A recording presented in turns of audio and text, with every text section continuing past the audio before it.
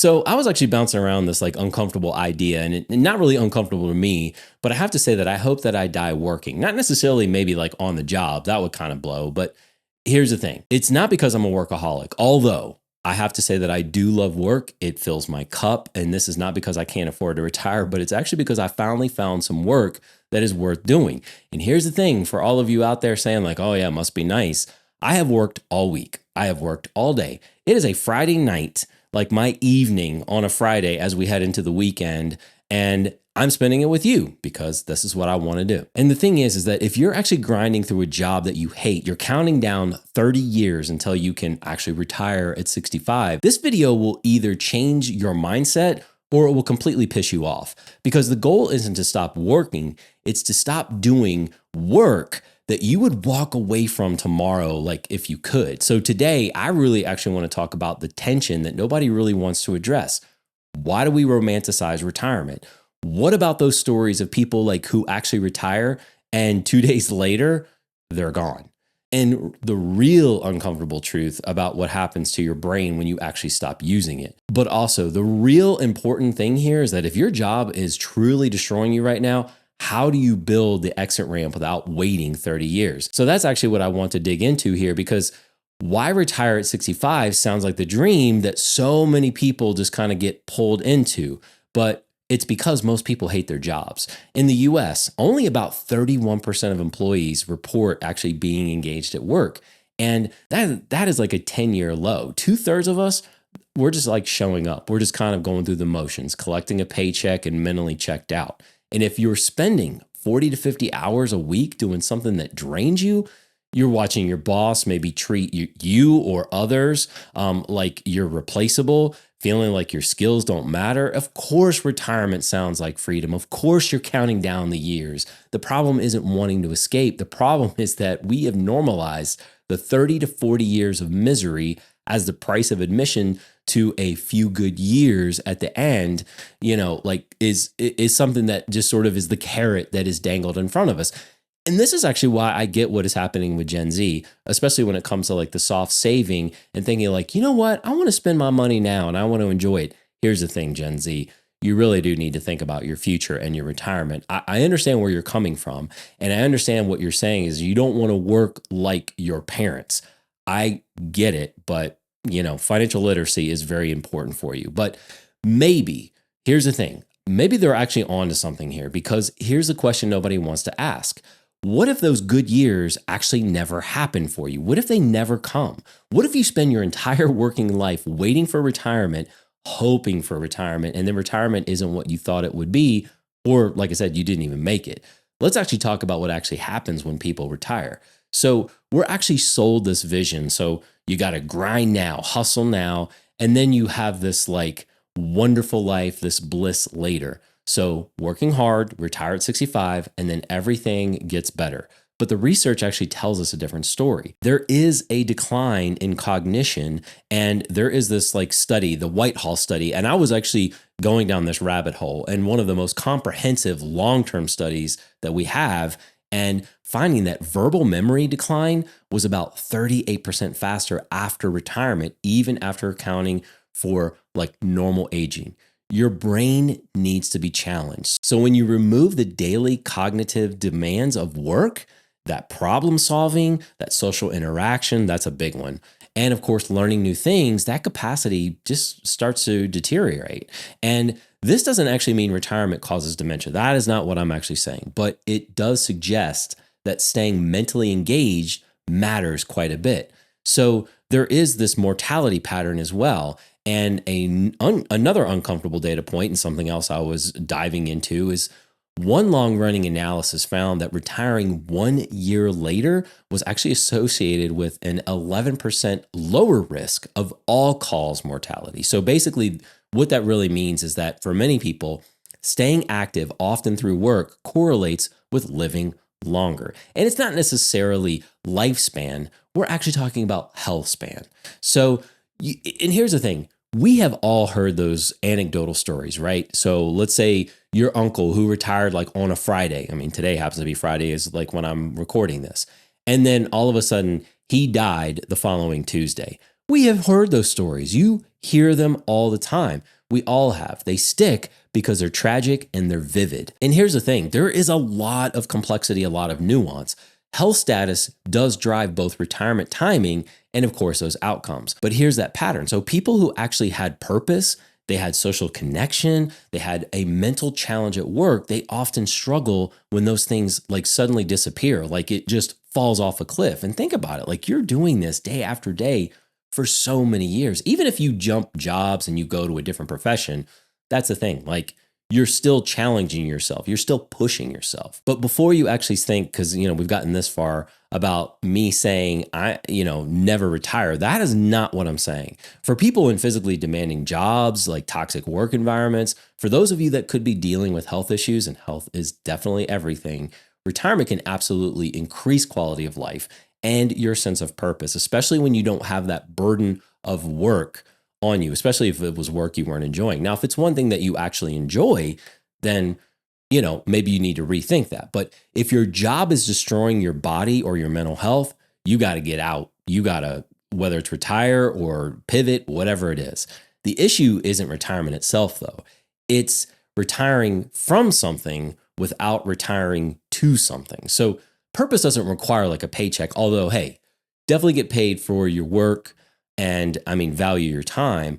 But really what it comes down to is that I think it actually requires engagement. That is like the sauce right there. And the thing is like, I probably should have acknowledged this like in the beginning, but some of you are watching this thinking like, man, it is easy for you to say you found work that you love and I am barely surviving my current situation.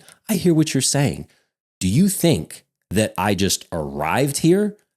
Man, I had to bootstrap, punch my way, get punched, in the mouth and get knocked down and just work my way like through life to figure out like, okay, how do I get to where I am? And that's the thing. This isn't my ultimate destination. Like it's all about the journey. And the journey is what makes me appreciate where I am right now. But I know that you're exhausted. Your boss could be toxic. Your industry could be dying. You are underpaid and you're overworked. And the thought of finding your forever work, like it sounds like a luxury that you can't even afford. And I'm hearing what you're saying. Like I said, I have been there before. And I want you to understand that like when you see stuff online, when you hear me talking or see me, on video or go through all my videos or like on my other channel, like I said, I worked my way through that and it was freaking tough. But the return on that investment has been something like I can't even capture it for you here in this video. All I can tell you is that I get to do this and I have worked hard to get to do this. And I don't want to romanticize the whole suffering and telling you to love your job. If your current work situation is unsustainable, you need an exit strategy, and not in the next 30 years, but like right now. So here is actually what I would do, like when we're reframing things. So the answer isn't to hate your job for 30 years and then escape. The answer is to start building the exit ramp while you still have some income. You don't have to love what you're doing today, but you do need to start building towards something that you won't want to escape from.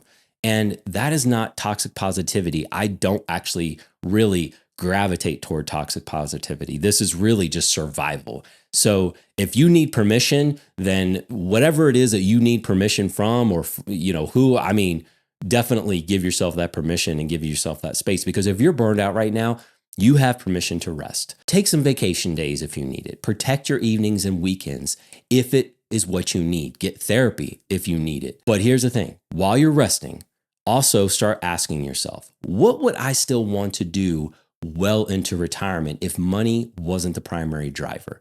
And that question is going to be your North Star. And we'll talk about that in just a sec. But let's actually address the political third rail that is actually happening here. So like raising that retirement age. So you've probably heard proposals to raise the full retirement age from 67 to 69 or beyond, like or higher. And of course, a pro argument here is that people live longer on average. The Social Security Trust Fund faces shortfalls.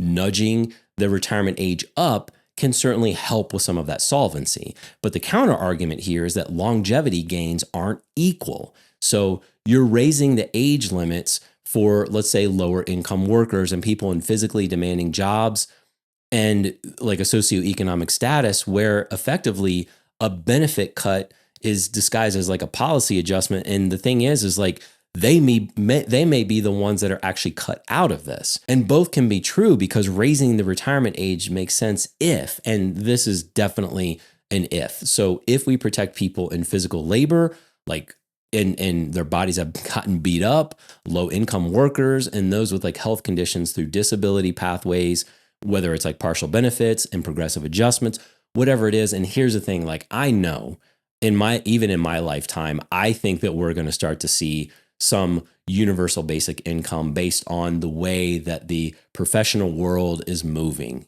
And I mean, I'll just leave it there because that is a whole other can of worms to like open up. But a blanket increase without protections, that's really lazy policy. And it hurts people who need retirement the most. And the bigger personal point is, regardless of how Congress adjusts Social Security, you need a plan that isn't binary. So working miserably until 65 and then quit forever, you need that third path.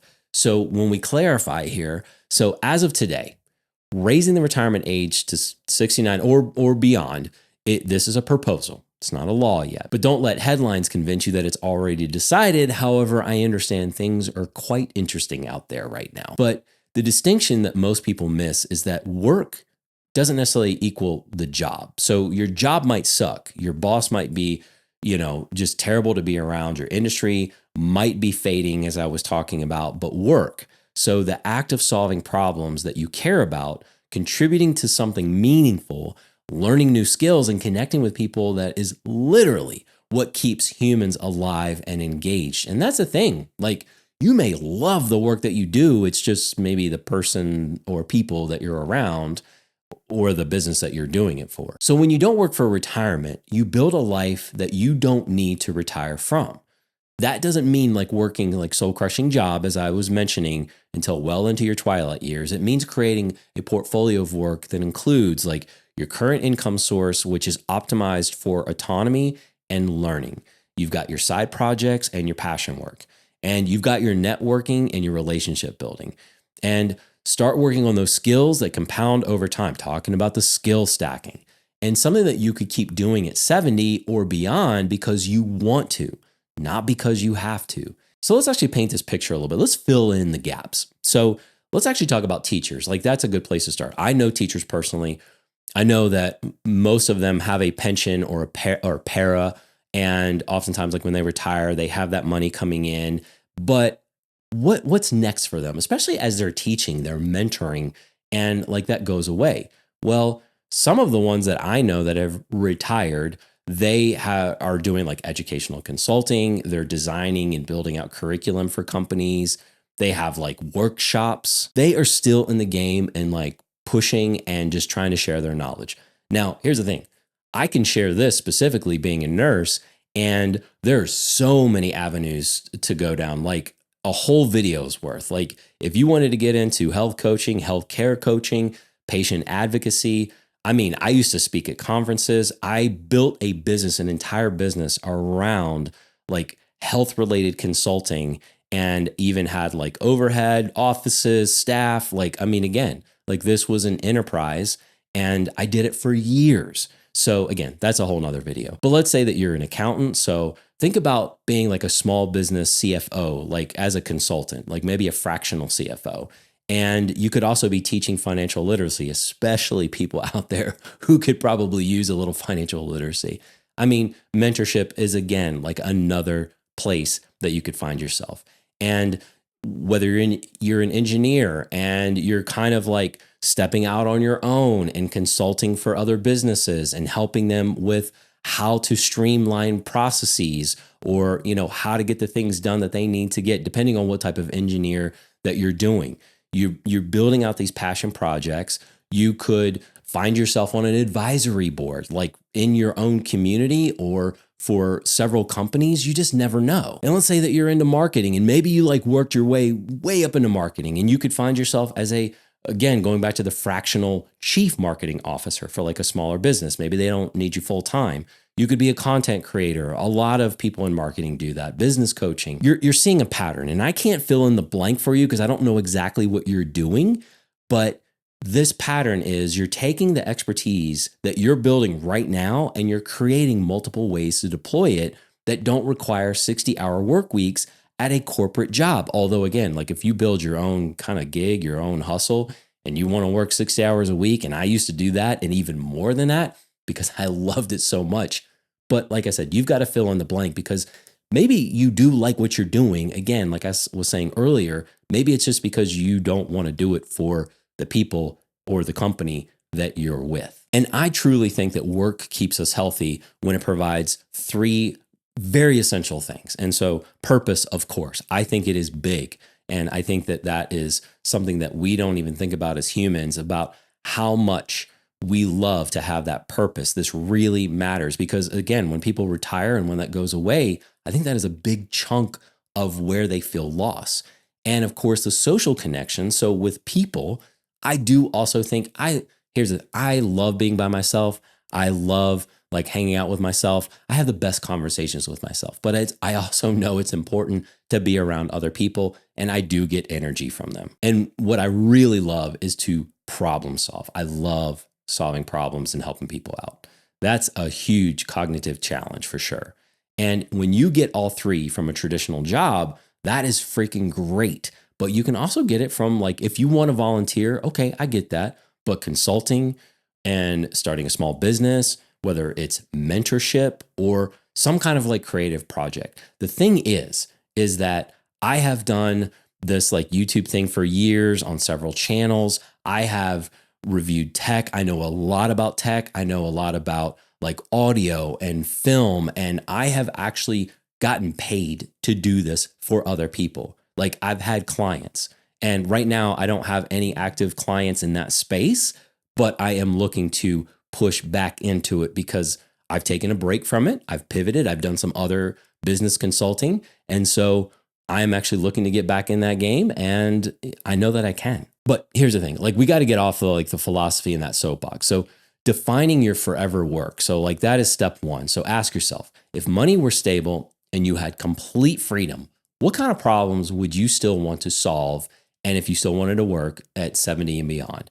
And it's not about what job title you want, but what problems. Pick one.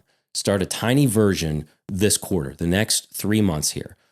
Whether it's launching a newsletter, take on like 3 Saturday clients. You could record a podcast, and you can even just do it like record into your phone. You don't need a bunch of equipment.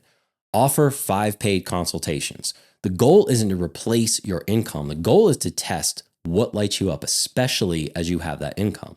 Now, 2 really is like running a 2-track career. So track A could be your current job. So you optimize it for 3 things, and that is autonomy, so control over your work, learning, and that could be those skills that you're continuing to compound, people that you respect, so those relationships do matter. And hey, if your current job has none of these, then that is your signal to start planning your exit. But track B, though, is doing your side build. So one small product or service that you can ship every 4 to 8 weeks. This is not perfect. This is just to ship. This is a MVP, a minimum viable product. And what you're going to be doing is measuring 3 things. So the skill growth, you're going to build some skills. You're going to learn something. Then there is revenue. If it's like $100, great. But here's another thing too. Do you like doing it? Do you find joy in this? So when you schedule blocks of time, so like, let's say if you can carve out twice a week, 60 to 90 minutes of hard thinking on something new, like, I mean, it could be as simple as like learning a language, but hey, if you want to learn how to code, if you want to learn more about data analysis, if you want to figure out how to write case studies, I mean, pick up a guitar or an instrument and learn how to play something. You're training your future brain to actually just love effort, putting in the work and work that you enjoy. Here's where you also have to bank your optionality. So what this means is your financial strategy does matter here. So while you've got the job, you're maximizing those retirement accounts. And yes, even while you're building that side work. So build out up to a 12-month emergency fund. And honestly, like I'm telling, I know people are like, dude, I can't even pull $50 together. I said this in my last video. If you want to continue on that path, all right, that's cool. Got to figure out ways how you can stack those skills, how you can build. It's what I've been saying all along, trying to figure out ways that it's not about just cutting your expenses. It's about building your income so that you can build that runway, because you will need that entrepreneurship buffer and paying down that high interest debt. Yep, aggressively as you can. But really what I would love for you to do is create that FU money. So, that money that you can choose to work, because money does buy freedom. And when you get to choose to blend, like a blend of like paid work, and if it's like volunteer or your startup stuff, or whether it's leisure, whatever age it is, like that FU money, that feels pretty good. And of course, I have to say it is networking like this is your pension. So network is your net worth, right? Every month, try to have like 3 meaningful conversations. And it's got to be outside your immediate team, whether it's your alumni from whatever school you went to, previous companies that you've worked, former colleagues doing like interesting work, founders or small business owners, people in adjacent industries. It could be like something in your local town, like boards or some sort of civic organization. Just get yourself out there, because the next decade of forever work is sitting in other people's brains right now. Oh my gosh. Like over the last weeks, over the last months, years, there are so many things sitting in people's brains that if I hadn't like touched base with them, if I hadn't like reached out, put myself out there, I wouldn't have actually gotten access to the opportunities that I've had over the years. There are so many things, like I can't tell you how many conversations I've had, like where somebody's trying to solve a problem and I'm like, I can solve that problem. And I am happy to do that. And actually, that person isn't the only one that needed that problem solved. You just never know. But here's what I would also do. Try to pilot like a 5-day mini retirement. And I know if you have kids or if you have a partner, spouse, and this might like seem like really hard to do, but if you could do this like once a year, if you could potentially take 5 consecutive weekdays off of work to test your retirement routine. And here's the thing, if your plan is Netflix and errands, I mean, you got to fix that design. That's a recipe for decline and depression. Because what I would do is what I would suggest is going out on a hike, getting physical, challenge yourself to get out there. And if you need to start at the gym again, do what it is that you got to do. But also taking classes, try to get into a workshop, volunteer like one shift at an organization that you care about. Try to figure out like a lunch with like a mentor or even a peer, just to kind of get yourself into that mindset. Try 2 mornings working on that side build, because here's the thing, you're rehearsing a life that you'll actually enjoy, not just escaping work. And this is actually where the legacy comes in. And this is like now and not later. I would say try to document your expertise. Write a book, a playbook for what you know. Record videos like me explaining your process. And maybe it's not necessarily just in this video, but I have explained in many videos on multiple channels on certain processes. I have done public speaking. I have taught. I continue to teach and mentor others. Create systems that actually run without you. The knowledge that you have matters, whether AI is here or not. Put it on rails so it keeps running, whether you're busy, whether you're traveling, or eventually you're not here with us anymore. Your expertise shouldn't die with you. So let me tell you where I personally land on this. I love work. I've talked about it. I love teams. I love building teams, and I love building things. I love solving problems and sharing what I have learned. But hey, on a personal level, I love to travel. I love going to my kids' sports games. I love weekend getaways with my family. I am continuing, always trying to iterate a great balance. Work doesn't consume my life. It's just a meaningful part of it. But I will tell you, and sometimes people just don't get it. Like when I explain, like when you're building something of your own, when you are building something that means so much to you, like it's so true. It doesn't even feel like work. If you want to call it work, fine, call it whatever you want.